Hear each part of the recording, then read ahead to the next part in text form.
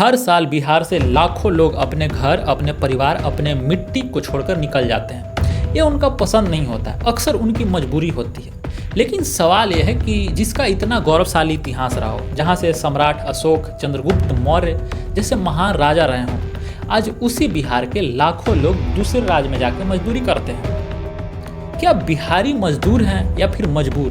बिहार से हूँ, मधेपुरा डिस्ट्रिक्ट से। सर मेरे को यहाँ 40 साल हो गया, मैं 45 रुपए का टिकट मंगाया था। क्योंकि कुछ पैसे कमाने के लिए इनको कई बार गाली सुनना पड़ता है, कई बार इनका मजाक उड़ाया जाता है, और कितना बार इनका मजाक इसलिए उड़ाया जाता है क्योंकि ये बिहारी हैं, बिहार से हैं। क्या बिहार में रोजगार की कमी है या फिर सरकार डरती है कि अगर इनको रोजगार दे दें तो दिल्ली, गुजरात, मुंबई जैसे बड़े बड़े शहरों में ताला लग जाएगा? 18 साल, कितना साल से मजदूरी कर रहे हैं?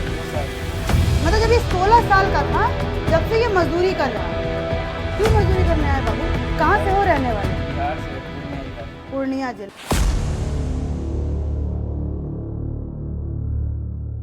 अगर आप बिहार से हैं तो आपके लिए जानना बहुत नॉर्मल है कि गांव में घर मिट्टी से पक्का का जरूर बन गया है, लेकिन उन घरों के बाहर बड़े बड़े ताला लटके होते हैं। अक्सर यहाँ के लोगों का सपना डॉक्टर, इंजीनियर, आईएएस बनने का होता है, लेकिन मजबूरी, घर का हालात इनके सपनों को तोड़ देता है। लगभग 3 में से 2 लोग बिहार से बाहर जाकर काम करते हैं। बिहार का टोटल पॉपुलेशन है 13 करोड़, जिसमें से लगभग 3-4 करोड़ लोग गुजरात, हरियाणा, दिल्ली जैसे बड़े बड़े शहरों में काम करते हैं। ऐसा नहीं है कि ये हमेशा से है। टाइम्स ऑफ इंडिया का रिपोर्ट कहता है कि 1981 में मात्र 10 से 15% ही लोग बिहार से बाहर पलायन करते थे, लेकिन ये आंकड़ा 2017 तक आते आते 65% तक बढ़ गया। आखिर ये सब का पीछे का रीज़न क्या है? बिहार में गरीबी बहुत ज़्यादा है।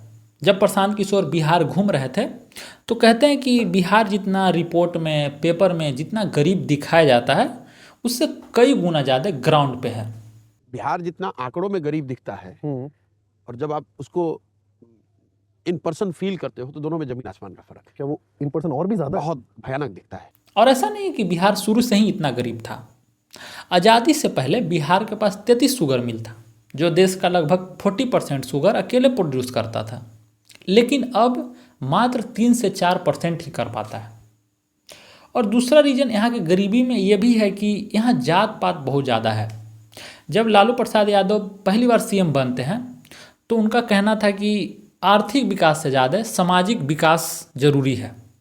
इसीलिए आप देखेंगे कि यहाँ के ज़्यादातर जो नेता लोग हैं वो फोकस करते हैं सामाजिक विकास पे। इसलिए यहाँ के इकोनॉमिकल डेवलपमेंट पे कोई ज़्यादा ध्यान नहीं दिया, क्योंकि सामाजिक विकास इसलिए भी ज़रूरी था कि यहाँ इंसान को ही इंसान से नफरत था, इतना भेदभाव यहाँ था। और इसी कारण से आज बिहार देश के गरीब राज्य में आता है।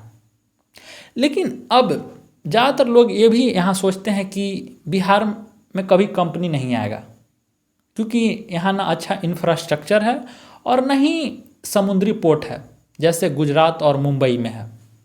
लेकिन क्या हुआ, नहीं है तो क्या बिहार में हमेशा पलायन ही करता रहेगा? क्या कुछ पैसे कमाने के लिए गाली ही सुनता रहेगा? इसका एक सॉल्यूशन है। अगर बेंगलुरु, गुड़गांव जैसे शहरों को देखते हैं तो यहाँ भी कोई समुद्री पोर्ट नहीं है, लेकिन ये 2 शहर आज देश का बैकबोन बना हुआ है। इसी तरह से अगर बिहार में भी बेंगलुरु जैसे आईटी हब, गुड़गांव जैसे कॉरपोरेट हेड क्वार्टर कंपनी लगाया जाए तो यहाँ भी पलायन रुक सकता है। लेकिन ये सब इतना आसान है नहीं, लेकिन इम्पॉसिबल भी नहीं है। अगर आप बेंगलोर को देखते हैं, आज आईटी हब के लिए इतना जाना जाता है, तो उसके पीछे वहाँ के टॉप इंजीनियरिंग कॉलेज, वहाँ के आईआईएससी जैसे बड़े बड़े इंस्टीट्यूट का बहुत बड़ा योगदान है।